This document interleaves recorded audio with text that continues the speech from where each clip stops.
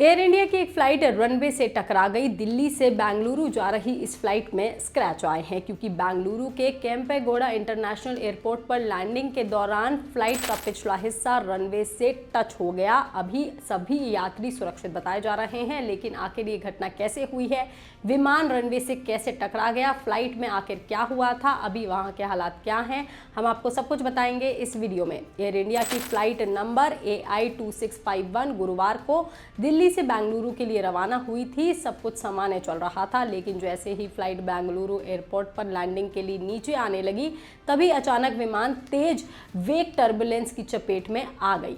मतलब हवा में ऐसी तेज हलचल पैदा हुई जिससे विमान का बैलेंस बिगड़ने लगा। बताया जा रहा है कि पास से गुजर रहे एक बड़े वाइड बॉडी विमान की वजह से हवा में तेज हलचल पैदा हुई थी, जिससे एयर इंडिया फ्लाइट का बैलेंस बिगड़ने लगा। लेकिन पायलट ने तुरंत ही स्थिति को संभाल लिया और किसी भी बड़े खतरे को देखते हुए गो अराउंड करने का फैसला किया, यानी कि लैंडिंग रोक करके विमान को दोबारा हवा में ले जाने की कोशिश की गई।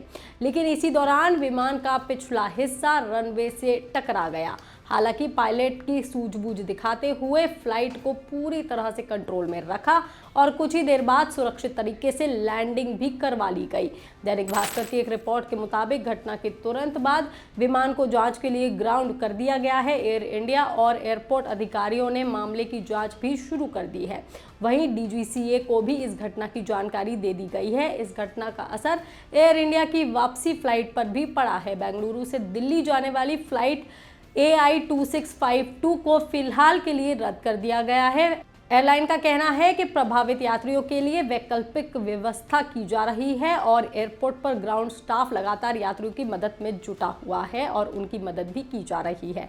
वैसे पिछले कुछ महीनों में एयर इंडिया से जुड़े कई तकनीकी मामले सामने आ चुके हैं।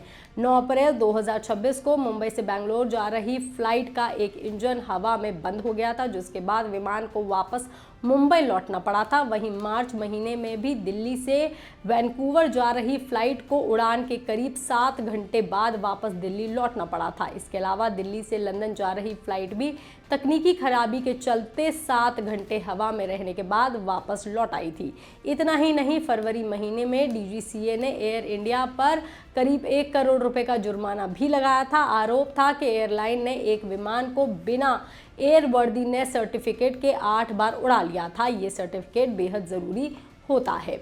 हम आपको बता दें कि पिछले साल 12 जून 2025 को भी एयर इंडिया की एक फ़्लाइट सबसे बड़े हादसे का शिकार हुई थी। अहमदाबाद से एयर इंडिया की एक फ़्लाइट बड़े हादसे का शिकार हो गई थी। ये फ्लाइट अहमदाबाद से लंदन के लिए उड़ान भर रही थी, लेकिन टेक ऑफ के कुछ ही सेकंड बाद विमान अचानक क्रैश हो गया। विमान एयरपोर्ट के पास ही एक मेडिकल कॉलेज की बिल्डिंग में जाकर टकरा गया।